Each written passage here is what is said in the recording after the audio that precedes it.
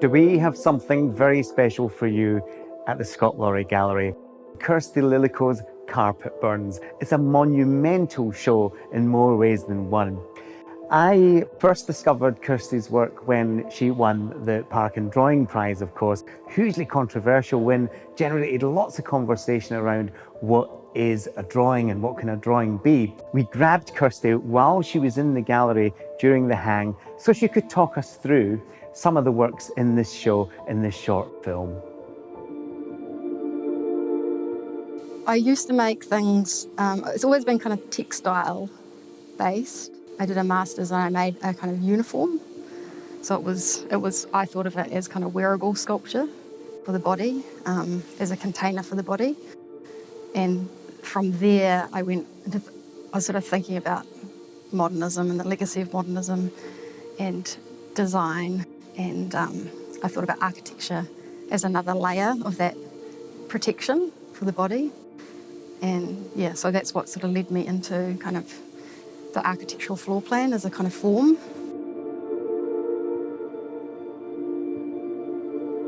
It's called Carpet Burns, which just brings some humour, I guess, to the work. Hopefully people see the kind of the humour in it, and I think they're pretty sexy, so maybe people will hopefully see that.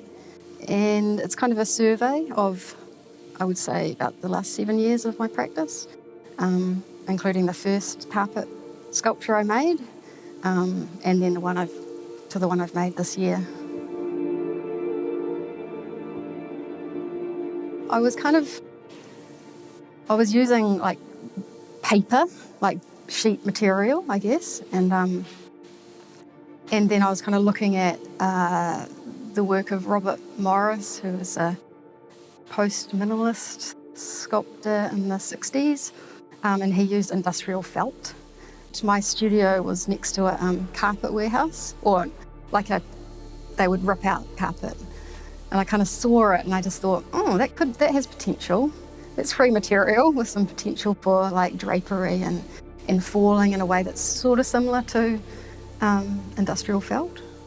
It has a particular way that I have to work with it rather than against it. Like when I make them, I like to kind of work slowly and make my cuts slowly and put them on the wall and see how they fall. The sort of abject quality of it appeals to me in a way, or it sort of conceptually it suits what I'm trying to say about failure and about hubris and about big ideas for how people should live. So the fact that it's been, actually the second-hand carpet is a lot better for my purposes than new carpet, because if it's worn and really threadbare, it falls so much better than new stuff. Yeah, the fact that it's associated with feet and and walking on means that it has this kind of abject quality. This sort of people feel slightly disgusted by it at times when they find out that it is secondhand or out of a skip or whatever. Yeah.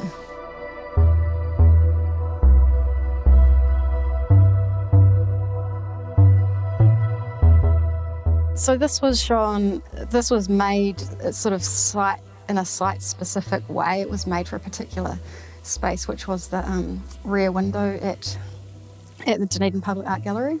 The floor, it's an architectural floor plan, and it's based on the design of the University College, which is a hall of residence at Otago University.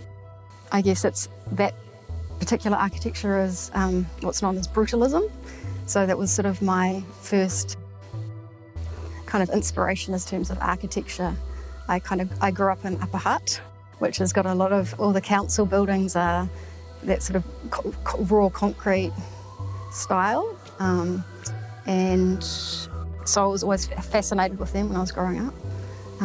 And yeah, that's kind of what I chose to explore when I first kind of started making these.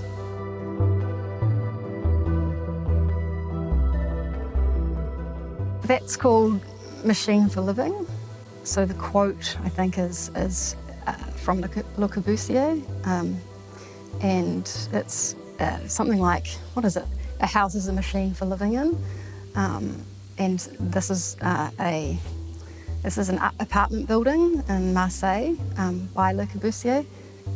It's the first one I made, and I was kind of thinking about, how especially those modernist architects had grand schemes, very utopian ideas about how people should live or how design could be used to improve people's lives, and very rational, sort of like if you come up with the ideal scheme for living, that's going to solve a lot of problems.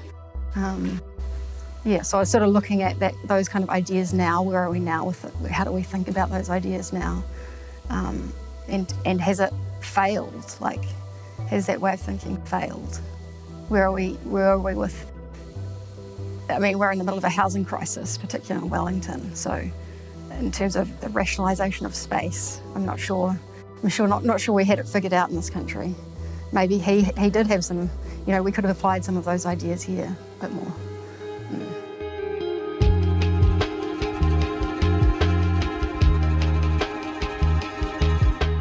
So that's called Mother. I'd been thinking about that sort of language of 70s sort of textile art, or the fibre art movement in America, which had a lot of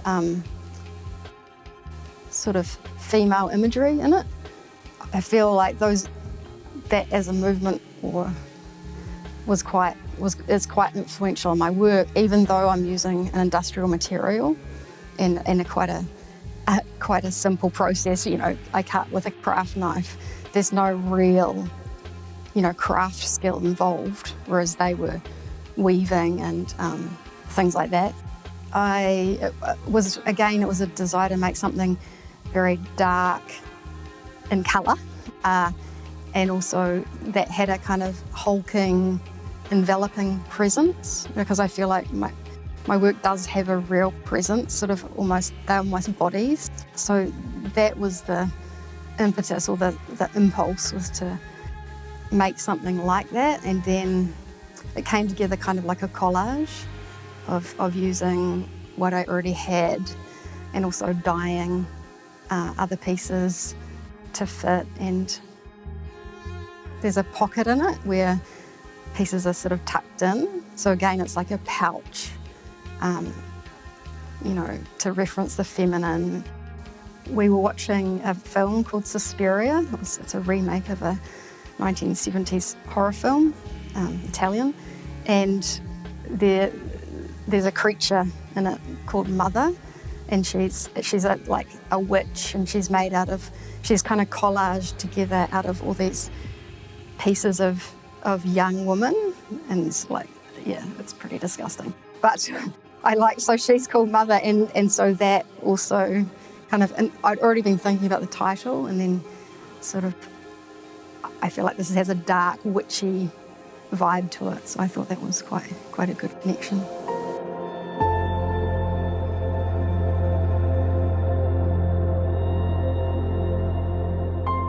For me, it's just a chance to look at this kind of span of work together.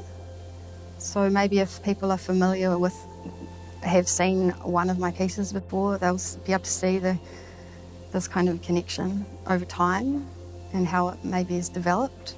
Some of the work, I've shown before, but behind glass, so there's been a separation between the viewer and the work.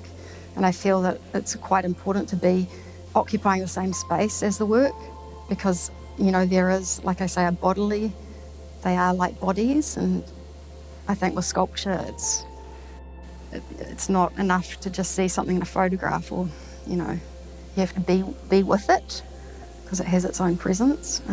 Also, I've shown quite a bit in public galleries, like quite large cavernous spaces. This is much more intimate. It's almost too much to say. It's really hard to articulate what I get out of it. But I love materiality, I love materials and exploring ideas and bringing those two things together, you know, the conceptual and the physical material.